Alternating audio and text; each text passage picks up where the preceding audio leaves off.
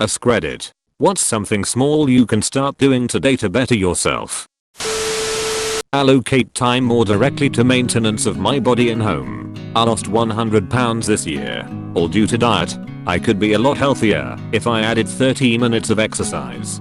Then there's my house. After I lost my wife, I had a lot of trouble motivating myself to clean, and now certain rooms are really needing it. If I could allocate even just an hour a day to it, I would eventually be able to get back to regular maintenance, rather than feeling helpless every time I open the door to one of those rooms. Lastly, reading. I desperately want to get back into it, and I've succeeded a couple times and loved it. But college broke my spirit of habitual reading, and I'm not sure how to get it back.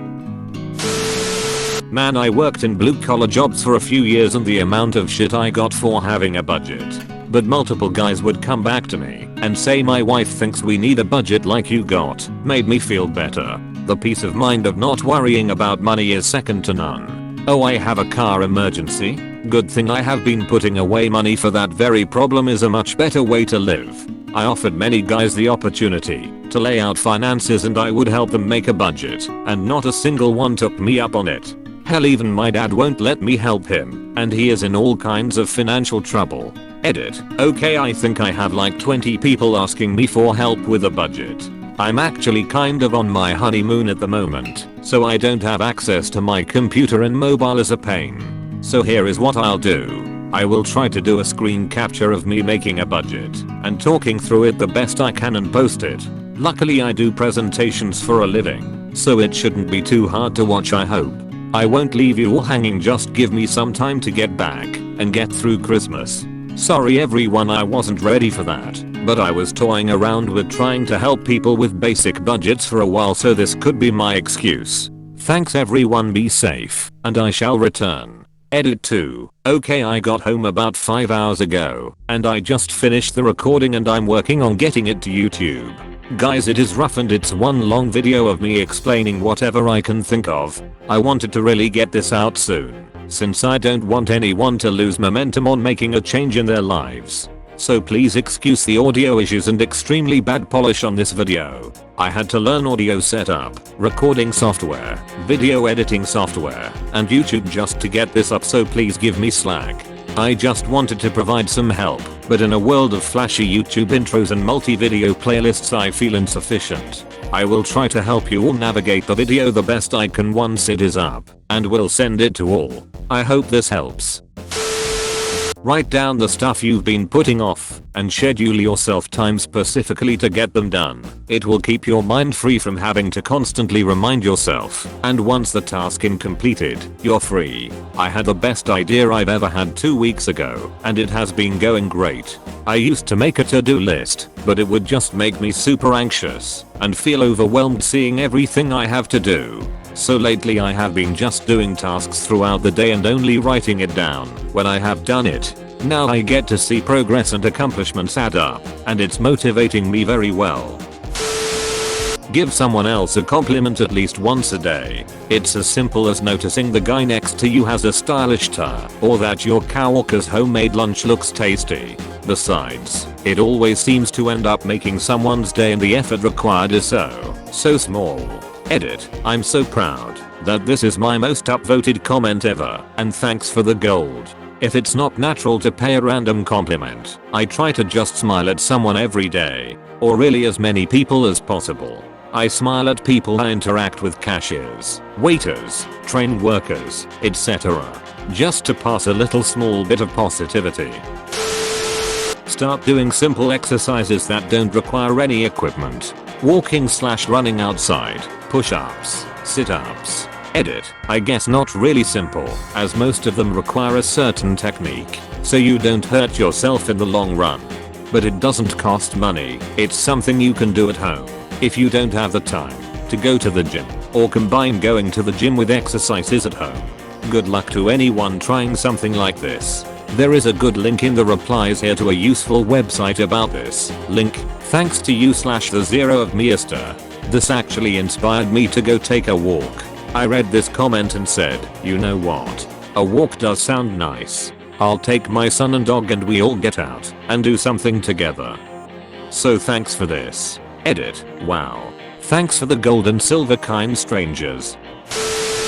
To finally start looking for a therapist. I know it sounds ridiculous, but even working up the motivation to go online and search for one is hard. I keep telling myself I'll do it, and I'm perfectly capable of doing it, and have the time to do it, but then I just don't. Finding a therapist for anxiety and depression caused me so much anxiety that I put it off for years too long. It was almost too late by the time I actually went to one. I should have done it much sooner. Yeah, gotta take care of your mental health. Start looking right now, y'all.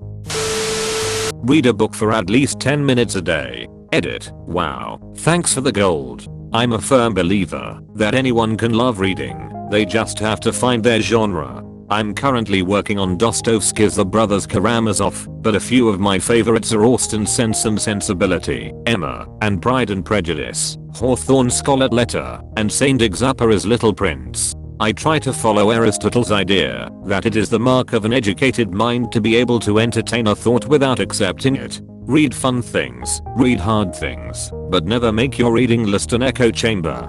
Challenge your mind and reward yourself with fun reads too. It'll grow your vocabulary, your ability to reason, and your worldview steps off soapbox. Reading for fun is one of the best changes I ever made. I still watch TV and play video games, but reading is one of those things you start to love more than anything once you get into it.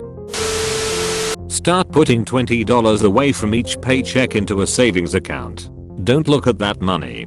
Don't touch that money. That money may as well not exist. Repeat every paycheck, bumping it up as opportunity affords you. Each time I get a pay rise or a bill payment amount declines, I put half of it straight onto that $20. Say my wage goes up $100 per week, 50 of that goes straight into that savings account. Say I pay off my car loan, which was $80 a week, 40 of that goes into that savings. It's money I previously never had, so I'm not doing a disservice by putting it away. The other option is to use it to snowball debt. That is, use the extra 40 a week to pay off another loan, credit card, etc. till it's gone. While you're writing your goals, just write about the day. I write every day, including goals I want to do for the week/weekend. If I write it down, there is a much larger chance I'll get around to doing it. A few years ago I started writing, like journal style, and I found it to be the single most therapeutic exercise I could do. I'm far from a writer. I'm really not good. Part of the reason I started to writing was for the practice. Open a new Google Doc, put in the date, and entry #1 and just write about today. Self-reflection is a lost art that all of us should take part in daily. And you know what? It's not all bad. As I started writing, I found that my big problems in life weren't all that big compared to the other challenges I have faced. It's all perspective. It's also really cool being able to look back in time.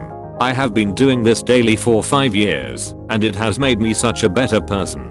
I don't do it for anyone else, although I did have a date cutely ask what did you do on the night of blah interrogation style, and I was actually able to answer. She seemed to get a kick out of it. Edit, because a lot of people are having similar questions. I'll add detail to my process below. So I have a few separate docs, one for each year. They get hefty fast, so I also have monthly document. Every month I spill over and paste everything into my yearly document. Finally I have master doc where all my yearly docs empty. It's huge, like over 1,000 pages. Some days I don't have much to report on.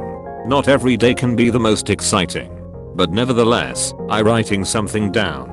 I usually get into the office a little early, and while I sip my first coffee I'll open up Google Docs and write about the day before. Entries average 500 to 800 words each, but they didn't start that long. About once a week I'll have a nice entry get to like 1,000 words or more. On slower days I'll challenge myself. Like, what are my top 10 favorite movies and why? I'll make a list. It's interesting to write that stuff out because you start to learn about yourself. I'll write daily, weekly, and monthly goals. I'll write about my family, my dates, my crushes. That stuff is always fun. I'll write about what I'm currently reading.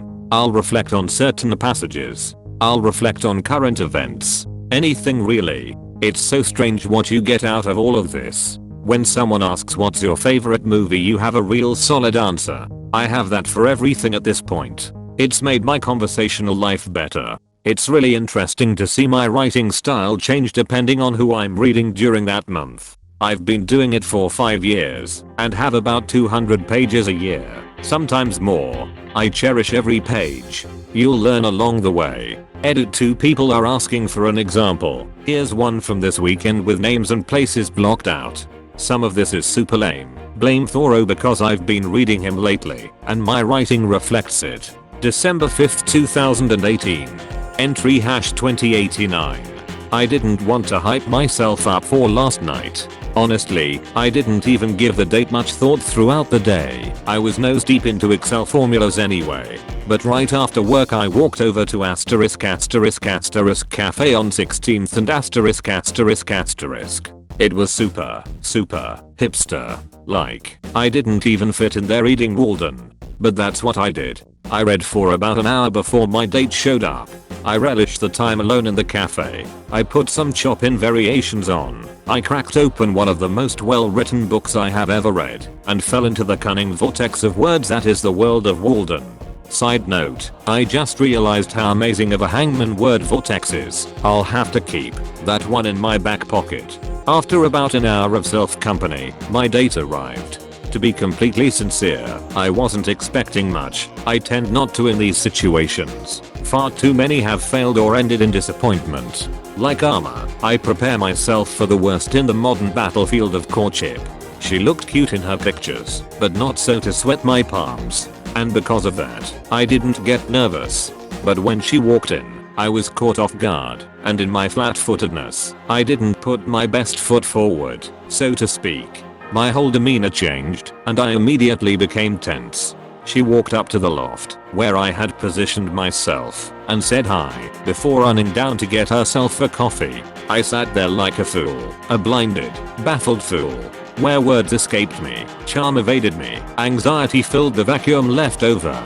I said nothing at all to her those first few seconds. I smiled and attended to my book and headphones, moving them from pocket to pocket to distract my attention and to present a busy atmosphere for the time. My own shuffling annoying me as I was buying time. Her fetching of coffee gave me the moment I needed to recollect my brain and form an impromptu game plan for the tidal wave of excitement that had spilled over my emotional retention wall. By the time I got back, I was back, and we chatted for a while about the usual: family, from, goals, jobs, passions, dreams, and aspirations. We talked for a long while, conversation never feeling dull, until I asked if she wanted to get dinner, because I was starving. She agreed, and we walked over to Good Dog for a bite. There I discovered that she is both a non-drinker in addition being vegetarian. I had actually guessed the second part, claiming that it has been a trend, and left it at that. We ate dinner at ****, and continued to converse. I found out that she has a sister named ****, which is a little odd, and ****, the exact name of my sister's, but I'll let it slide. Odder things have happened without so much as a second glance. I talked too much, like always. I talked about Theodore Roosevelt, a lot of course, and she seemed into it, and if she wasn't she faked interest, which is debatably more important. Not wanting to leave the others' company, we walked to City Hall and observed an absorbing new sport being played on the ice rink. It was a mix of field hockey and soccer. I had never seen anything like it. All I know is that I wanted to play. We then walked to the big tree and lolled in its Christmas charm and spirit while marinating in festive music. I wanted to kiss her. The time and tenor were perfect, but I wasn't quite getting those vibes from her, and there was no alcohol assisting my courage, so I'll let it be, something I may come to regret. We called it a night soon after that, and made plans to meet again, and soon. I think we are doing something on Sunday and before then, even if we have time. Is she great? No evidence was submitted to believe otherwise. Maybe a new era is on the horizon. Maybe not, but I like the prospect, and I like the trend I have been seeing in Philadelphia so far. I feel alive here, and I felt alive last night. I took the train home and reopened my investigations into Walden. The night had gone well, great in fact, and I was riding the endorphins. A welcomed pick-me-up after the news on Friday about my job. Today at the office, has been a bit of a haze. It is difficult knowing that I'm not going to be here in 2 weeks to be interested in any projects. Most projects are wrapping up for the end of the year and everything else is mostly long term, meaning I'll have little to no impact. I did have a nice conversation with Elle today. She's been kind to me since the start and she said that she'll talk to C about my future.